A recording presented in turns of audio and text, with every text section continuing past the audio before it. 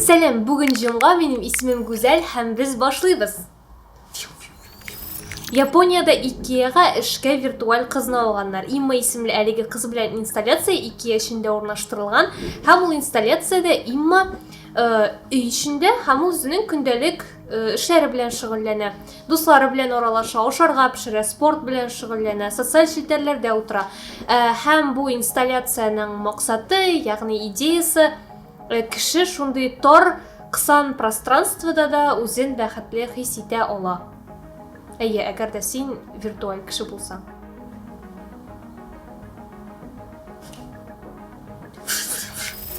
Япониядә Канагава префектурасында урамда барганда телефоннарга текәлеп йөрүне тыйганнар. Мондый кануннар инде башка шәһәрләрдә, Япониянең башка регионнарында да бар, әмма аларда телефонга текәлеп йөргән өчен һәм шулай ук урамда барганда тәмәке тартып йөргән өчен махсус җәзалар, штрафлар каралган. Әмма Канагавада мондый җәзалар, штрафлары юк. Җирле хакимият халыкның аңлы рәвештә моны аңлап кабул итүенә һәм җәзаларсыз, штрафларсыз да әлеге канунны үтәячәгенә өметләнә. Чөнки Япониядә коллектив аң бик көчле эшли һәм башкалардан аерылып торган, начар якка аерылып торган кешеләрне яратмыйлар һәм бөтен кеше бер булып әлеге канунны кабул итәр дигән өмет белән алар шундый гына кызыклы әйбер уйлап тапканнар. Һәм шулай ук Япониянең башка регионында махсус телефонга текәлеп барыр өчен, син кемгәдер мисал өчен хат язырга телисең ди, 30 метрга сузылган сукмаклар ясаганнар, шундый велосипед сукмагы шикелле. Һәм анда гади җәяүлеләр дә, велосипедта йөрүчеләр дә керә алмый, әмма нәкъ телефонга текәлеп баручылар өчен шундый 30 метрга сузылган сукмак. 8 сентябрь көнне Лукашенко Россия журналистларына интервью бирде. Әлеге интервьюның тулы варианты әле әзер түгел, әмма бу интервьюның 2 сәгатькә якын баруы һәм анда 20гә якын сорау бирелүе билгеле. Һәм президентлыкка бәйле сорауда Лукашенко: "Әйе, мин озаккарак тоткарландым ахры, әмма Беларусьны хәзер миннән кала беркем дә яклый алмаячак, шуңа күрә мин алай җиңел генә китмәячәкмен һәм үз фикеремдә нык торачакмын", дип белдерә.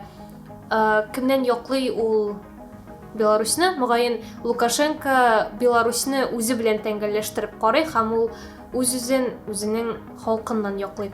Һәм автомат белән вертолеттан чыгу ситуациясына бәйле аңлатмасында ул әйтә: "Ул минем күңелем тулышы, порыв души, һәм мин шул рәвешле Беларусьны якларга әзерлегем турында белдердем", ди.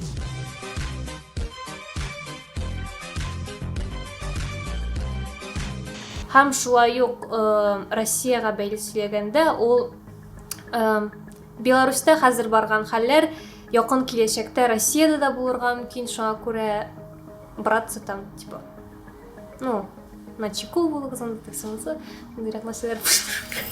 Италиядә Сардиния пляжыннан кум урларга теләгән француз туристын аэропортта туктатканнар. Аның багажында 2 килограммга якын кум табылган. 2017 елда Сардиния хакимияте пляждан кум урлауны закон белән тыя һәм моның өчен 500-дән 3000 еврога кадәр штраф каралган, җәза каралган.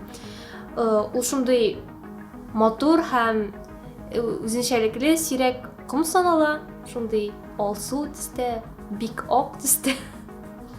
Хәбәрдә шулай язылган.